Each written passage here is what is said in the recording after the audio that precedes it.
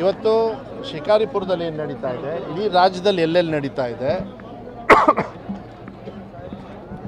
ಯಾರೇ ಏನೇ ಅರ್ಥ ಇಲ್ಲದೆ ಇರ್ತಕ್ಕಂಥ ಟೀಕಾ ಟಿಪ್ಪಣಿಗಳಿಗೆ ಈ ಸಮಾವೇಶಗಳೇ ಉತ್ತರ ಅಂಥೇಳಿ ನಾನು ಈ ಸಂದರ್ಭದಲ್ಲಿ ಹೇಳಲಿಕ್ಕೆ ಇಷ್ಟಪಡ್ತೀನಿ.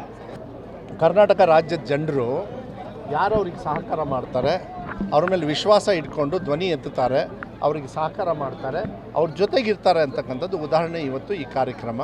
ನೋಡಿ, ಆಲ್ಮೋಸ್ಟ್ 80% ಹೆಣ್ಣುಮಕ್ಕಳು, ಯಾಕೆಂದರೆ ಅವರು ಸಹಕಾರ ತೊಗೊಂಡವರೆಲ್ಲ ಫಲಾನುಭವಿಗಳನ್ನು ಬನ್ನಿ ಅಂತೇಳಿ ಏನು ಹೇಳಿದ್ರು. ಇವತ್ತು ಆ ಕೆಲಸವನ್ನು ಮಾಡಿದ್ದೀವಿ. ಆ ಧೈರ್ಯವಾಗಿ ಬಂದು ಕೇಳ್ತಕ್ಕಂಥದ್ದು, ಆಶೀರ್ವಾದ ಕೇಳ್ತಕ್ಕಂಥದ್ದು ಕೆಲಸವನ್ನು ಮಾಡಿದ್ದೀವಿ. ಶಿವಮೊಗ್ಗ ಜಿಲ್ಲೆಗೆ ಮಾನ್ಯ ಸಿದ್ದರಾಮಯ್ಯವರು ಇಷ್ಟು ಕಷ್ಟದಲ್ಲೂ ಕೂಡ ಸಾಕಷ್ಟು ಯೋಜನೆಗಳನ್ನು ಕೊಟ್ಟಿದ್ದಾರೆ. ನಾನು ಅದನ್ನು ವಿವರಣೆ ಮಾಡೋದಕ್ಕೆ ಹೋಗೋದಿಲ್ಲ.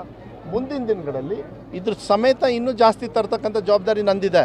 ಘೋಷಣೆ ಮಾಡಿರೋದು ಸ್ವಲ್ಪ, ಇನ್ನೂ ಸಾಕಷ್ಟು ಬರ್ತಕ್ಕಂಥದ್ದು ವಿಶ್ವಾಸ ನೀವು ಇಟ್ಕೊಳ್ಳಿ.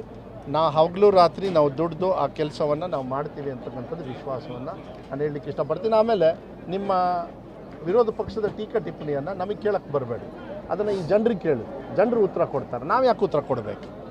ನಾವು ಯಾಕೆ ಉತ್ತರ ಕೊಡಬೇಕು? ಇಂಥ ಕಾರ್ಯಕ್ರಮಗಳಿಗೆ ವಿರೋಧ ಪಕ್ಷದವರು ಬರಬೇಕಾಗಿತ್ತು.